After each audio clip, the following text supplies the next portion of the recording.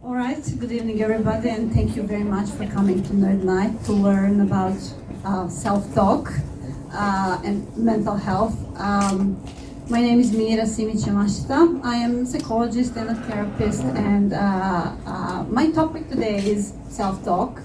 So I will talk about the language that we are using when we are talking to ourselves, and how the words that we are choosing actually affect our mental health. So at the end of the presentation, I will give you some quick therapy tips on what you can do to improve this conversation with the most important person in your life, which is, of course, you. So this is outline of my talk, so that you have some idea what is it about. But first, let me explain what is self-talk. What do I mean by self-talk? Our brains run thoughts all the time, so 24 hours a day, no break. And brains do that in order to process information about events that are happening to us. And it is estimated that every single day our brain produces between 50,000 and 80,000 thoughts every single day. So, and they're mainly repetitive. So what we are thinking today and talking ourselves today, probably it was similar yesterday, and it's likely to be similar tomorrow. So not all of these thoughts are related to us or are about us, but those that are, those we call self-talk. Or we call it inner speech, or we call it self-referent speech. I will call it self-talk because it's shortest. So sometimes, of course, we talk to ourselves in a positive manner. We encourage ourselves, we praise ourselves, we can talk ourselves out of trouble, of course. But problem with self-talk is that most of it is actually negative. And there is actual research that proves that almost 70% of self-talk is negative. So these are some examples of negative self-talk, and maybe you are familiar with some of those or many of those. Negative self-talk is not always bad for us. It has its purpose, because negative self-talk can save us from embarrassment. It can sometimes save us from shame or from rejection. Sometimes we can use it as a sort of cushion in case of some potential failure.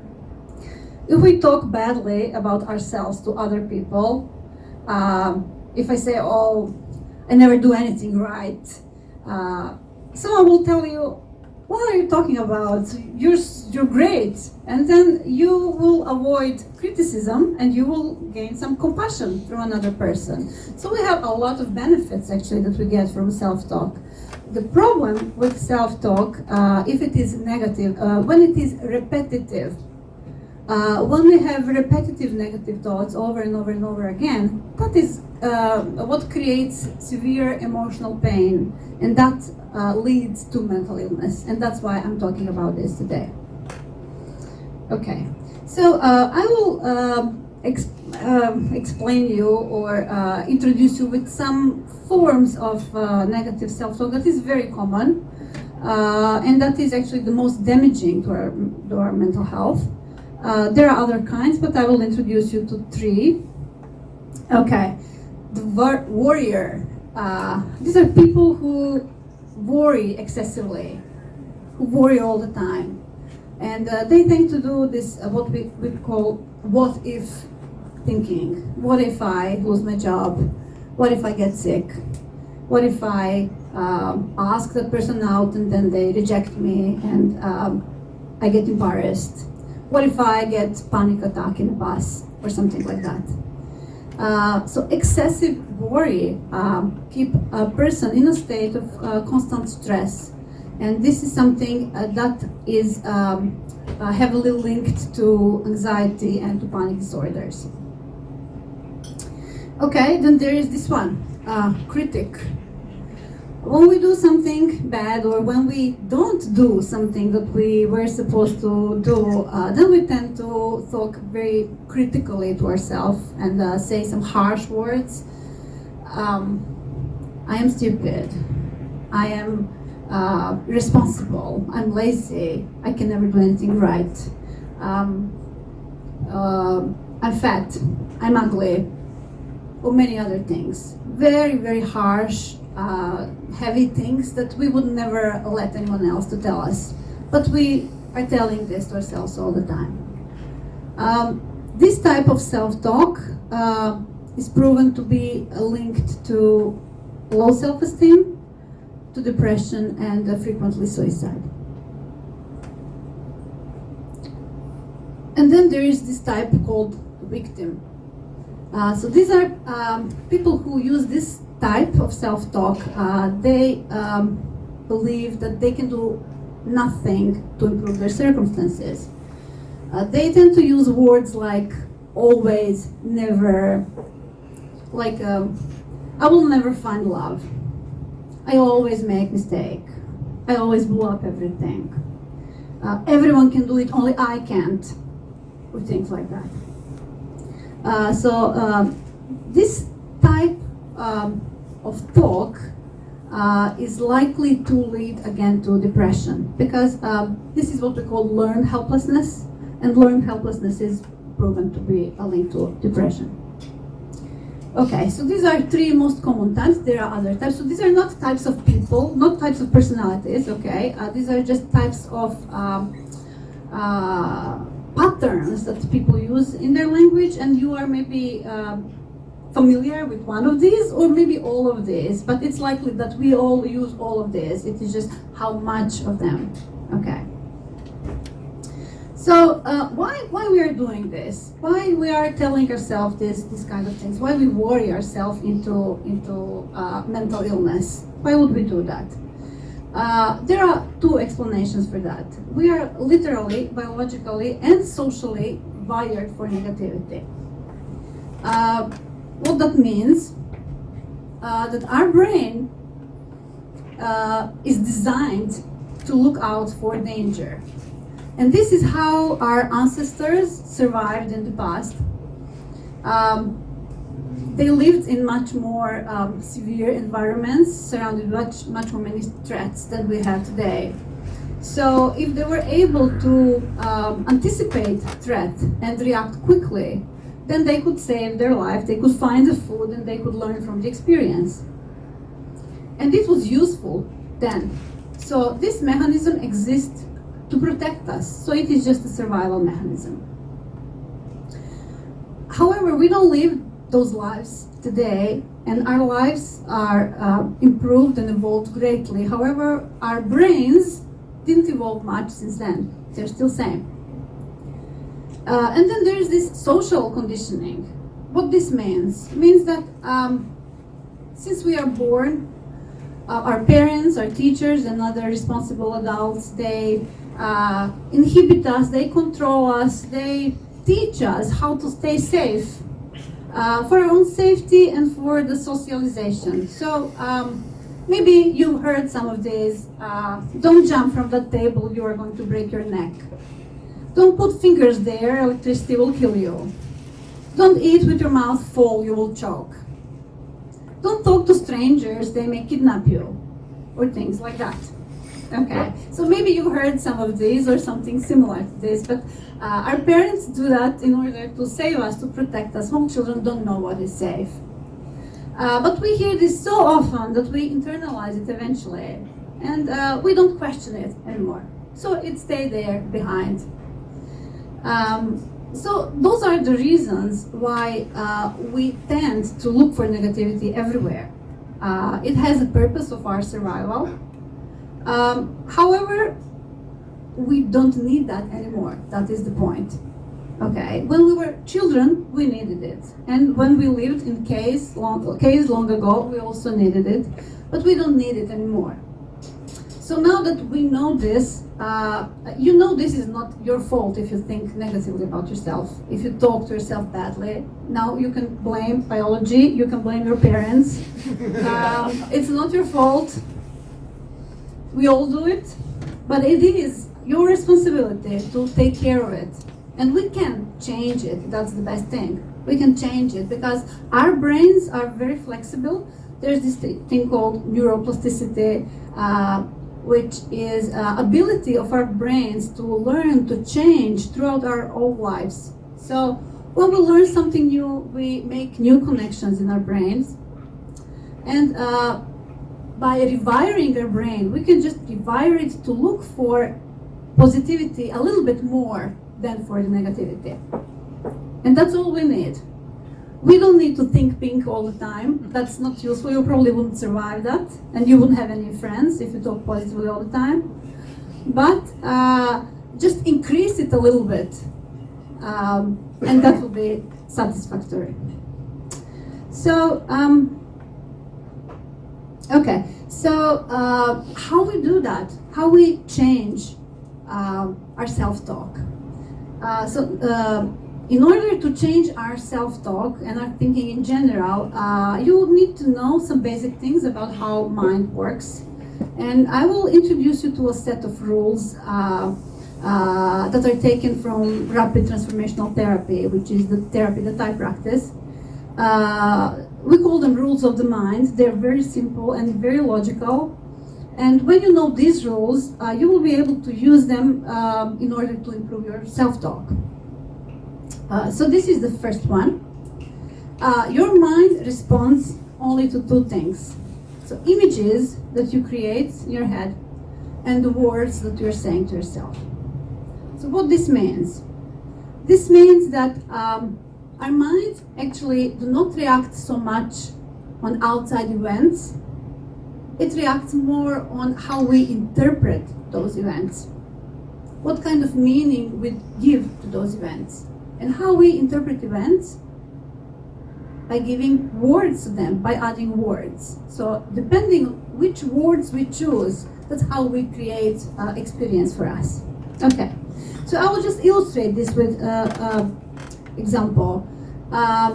For example, let's say it's Tuesday morning and you have to go to work.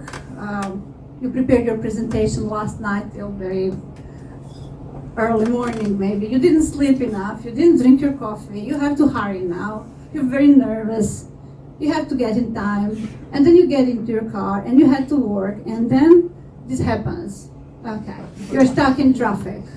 Okay, and there are thousands of cars around you, they're not moving, or they're moving very little every 5 minutes. And now it's clear you're not making it in time. So, what are the pictures that you have in your head now? Or what are the words that you're saying to yourself? According to one American research about the road rage, this is very common. These are very common. So, this is a freaking disaster. This is a catastrophe. I'm gonna die in this car. I'm choking under pressure. My boss is going to kill me. Or something like this. Maybe it's familiar for some of you. Okay, let's imagine another person. Well, nice, I'm gonna be late for work and I have excuse. I can drink my coffee in peace. I can relax, at least I'm not stuck in that crowded bus. Okay, so we have exactly the same situation and we have two different responses. So these two people, they use completely different vocabulary to describe that same situation to them. And if you think this is too pink and too positive, I found this article. So if you're British, 50% are more likely to feel exactly like that in a traffic jam. Okay, so I didn't make it up. So depending on the words you choose, your experience is created. And if you choose words like kill, die, catastrophe, disaster, to describe your experience, what you are saying to your mind is you are in danger, and you are in catastrophic danger that is going to kill you. And your mind has a job to keep you alive on this planet. And how your mind is doing that? By kicking you with stress hormones. And now you are under stress. So this is the next rule of your mind. Every thought you think creates some physiological reactions in your body. So if you, for example, think of some food that you love to eat, you will automatically start salivating. And if you think of a person that you love, or your pet, or a child, then you will start smiling, and then you will get that soft face expression like you will have now. Okay, so that is how your body reacts on your thoughts. And how that works, there is this branch of medicine that is called psychoneuroimmunology that explains body-mind connection. And biologically speaking, what's going on in your body? When you have a thought, that thought is going to stimulate your neural cells to release certain chemicals that are called neurotransmitters. And depending on the quality of your thought, what kind of thought is it, different kinds of neurotransmitters are going to be released, and that will affect your experience. So for example, if you have a happy thought, these kind of neurotransmitters, they're also called happy hormones. They're not hormones, they're neurotransmitters, but that's how they're called. Like oxytocin and serotonin, they will be released in your system, and your body will feel happy. But if you have some dreadful thought, some scary thought, some angry thought, again, different kind of chemicals are going to be released in your body. For example, adrenaline and cortisol, and they are stress hormones, and they're going to trigger stress response in your body. Okay, so depending on your thought, the quality of your thoughts, your body will respond accordingly. So our body feels exactly the way how we think. Okay, so and this is rule number 3, which is our mind will learn by repetition. So this is, I think we all know this. The more you learn, the more you repeat, the stronger it becomes. If you learn some new skill, like riding a bicycle, for example, you have to practice many, many, many times. And once you practice enough, you become confident and you can drive wherever you want. You don't even have to think about it. It becomes automatic. It becomes subconscious, which means we don't need focused attention on that. We can think whatever we want, but our body and our subconscious mind are going to bring us to our destination safely. So when we repeat a thought many times, it's exactly the same way. The more you repeat the thought, the stronger it becomes. The connection between neurons becomes stronger. And when it becomes stronger, we become able to think a thought without conscious awareness. And it becomes subconscious, and we're not so much aware of it, but it runs in behind somewhere. So these are rules of the mind. So this is how it works. When we repeat a thought many times, it becomes so strong that it becomes automatic, it becomes a belief, and it starts working subconsciously. Okay. So what we can do with this, now that you know what is self-talk, what kind of consequences it has on you, now that you know the rules of the mind, how you can use these rules of the mind to improve your self-talk. So these are some advice. There's a lot of text, but I will try to explain. When you have an experience that is maybe annoying, but not really catastrophic and not so terrible, please stop using those words that exaggerate your experience. So try to avoid these words like disaster, catastrophe, kill, die, to explain something that just annoys you. If you miss a deadline, you probably will not die and no one will kill you and it is not a catastrophe. Avoid intense adjectives, because when we use these adjectives like terrible, disastrous, unbearable, there's a research that proves that if we use them, we feel even physical pain much stronger than when we say, I feel pain or it hurts me. So it is very, it changes your experience. So choose milder, more accurate words to describe your experience. So those milder words will trigger less stress hormones and you will have a less unpleasant experience. And start to use some positive words when you're talking to yourself. Okay, I'm not saying that you have to say, I don't know, I'm queen, I'm a rock star, or something like that. Probably you will not believe in that because no, that's not me. But if you say words, very simple statements like I am enough, or I am lovable, or my friends love me, something like that. They're very simple and they're very powerful because they are undeniably true. So repeating those kinds of statements will trigger happy hormones in your body, and you will have more happy reactions and happy experiences. And that's how you will get better balance. And if you have better balance, you will be more psychologically and mentally resilient, and then less likely to be prone to mental illness. Mind learns by repetition. Means you need to repeat and repeat and repeat many times. And it will stick eventually. And it will become automatic eventually. So just let it sink in. So these were rules of the mind and how you can use them to improve your self-talk. And they're very simple. And all of us can do it anytime. Sometimes, even if it's simple, it doesn't mean it's easy. We may know all of these things, but we may not always feel like doing it. Sometimes we feel we don't deserve to think positive or to say good things about ourselves. Sometimes some people struggle to say some good things about themselves. I would give you some simple advice. This is what I do, and that I would say to my clients as well. When you have that experience, that you don't allow positive thoughts to come or positive words to say to yourself, you can just find some photo of yourself when you were a child, like 5, 6, 7, 8 years old, and just put it on your smartphone, okay? And whenever you feel that urge to say something bad and negative to yourself, or to criticize yourself, or to worry too much, you can just look at that picture.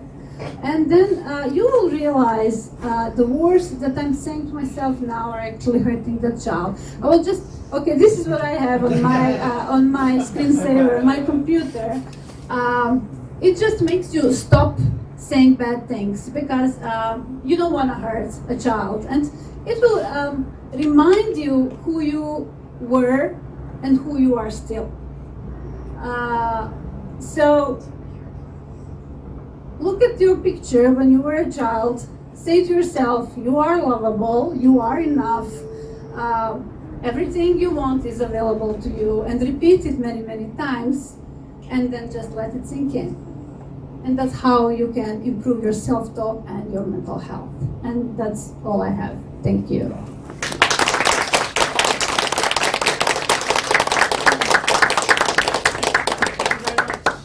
Floor is open to questions. You mentioned repetition creates a subconscious state. What other factors would contribute to one's subconscious self state? You ask what are other things that can influence our subconscious mind except repetition? Well, repetition is very powerful, but there are, of course, other ways.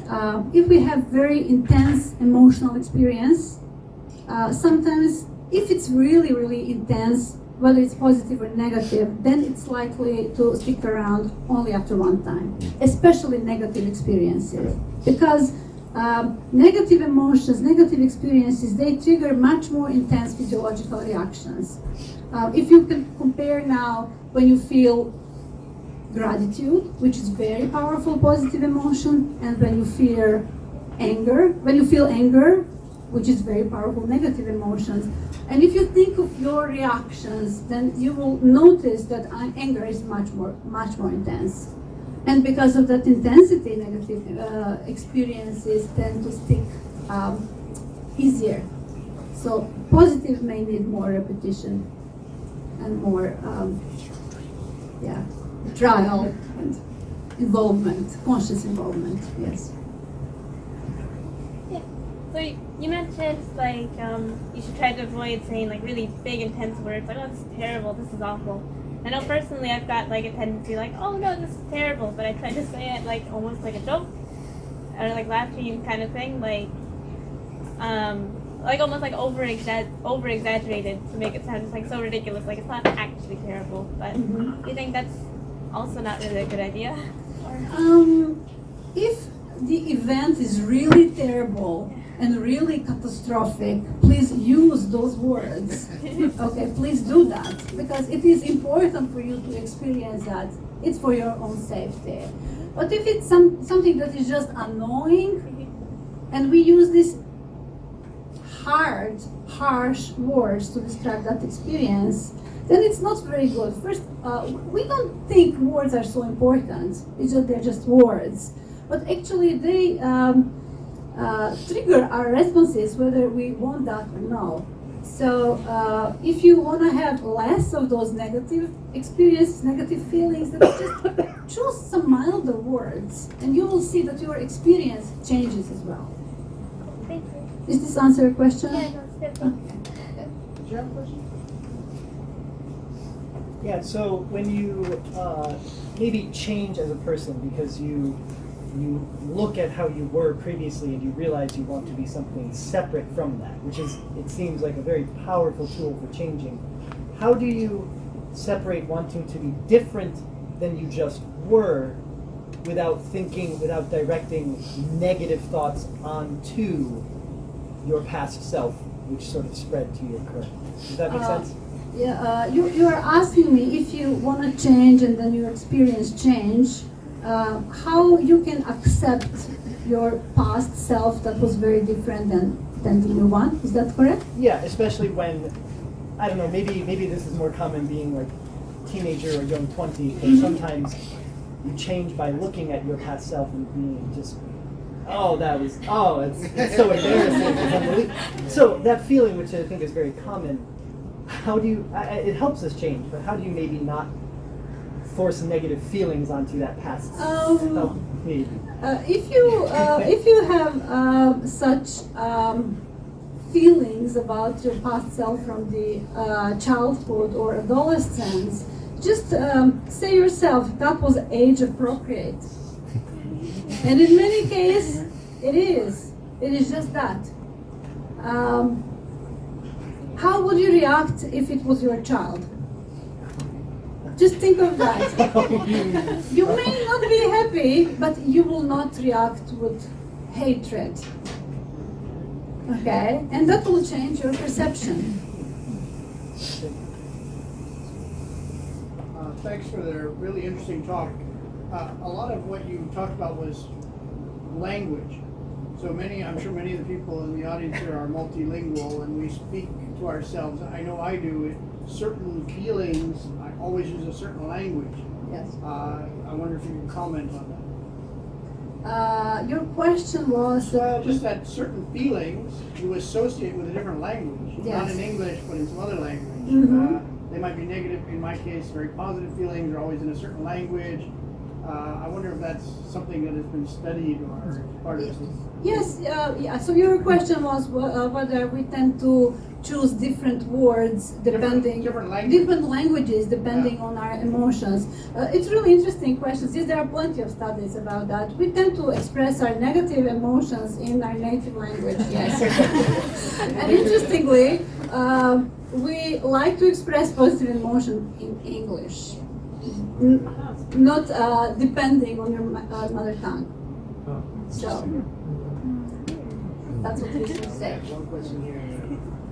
Yes. I don't know if it's a little bit specific, but just from the title of the presentation, which is like what not to say when you talk to yourself. I have read the self-help book, What to Say When You Talk to Yourself. Yeah, there is. So Just like a lot of the focus of that book, because it's a self-help book, was about doing like, you should do like self-talk tapes and then like listen to these tapes over and over. Like, as someone who actually has a PhD, unlike the author of the book, do you think that it is more important to like use positive self-talk or avoid negative self-talk just like in daily life situations, or do you think that there are actual benefits to like taking time to like sit down and like say something like positive towards So, yourself? okay. So your question was, do I really think, do I believe in what I said? Is that your question? No, what I thought? More just like, Yeah. do you think it's positive self-talk is useful as a mechanism to avoid negative self-talk, or do you think it's something that we Okay. should be doing every day as like a daily practice? It's excellent question. So the question was whether we should really take time to practice positive self-talk in order to avoid negative self-talk. We cannot avoid negative self-talk. It will always be there, okay? But what we can do by practicing positive self-talk is to change the percentage. So we don't have 70 or 80% of negative negative self-talk and only 30% of positive or maybe just neutral. We want to try to lift a little bit of this positive just to make a better balance. So, because we need that balance in order to be more resilient mentally and emotionally. So yes, I would say please practice. Yes, practice, repetition. Imagine just like this. So since you mentioned language, and maybe there are some language teachers here, think of acquiring positive self-talk as learning a new language, okay? In the beginning, it's hard, it's difficult, it doesn't sound right, you make many mistakes, but with the practice, you will gain fluency, and that's what we are aiming for. So think of it as a different language, something that you never used before. If you are starting to learning Swedish, for example, in the beginning you will be lousy at it, but eventually you will become better. So with practice you will become better, and that's what we are aiming for. Take a last question. So actually I want to combine the past two questions Okay. and go to a universal language of music and the impact Okay. of listening to positive music versus other types of genres which can pull you down, because it turns out if you're in the car, you have a choice to pick music that will keep you up or pull you down. Absolutely. And so this is a non-verbal type Yes. of talking to yourself, right? And so how do you coach people to pick music to pick themselves up? Well, we need some conscious effort for that, definitely. So you might want to tell the audience. Okay, about the question, yes.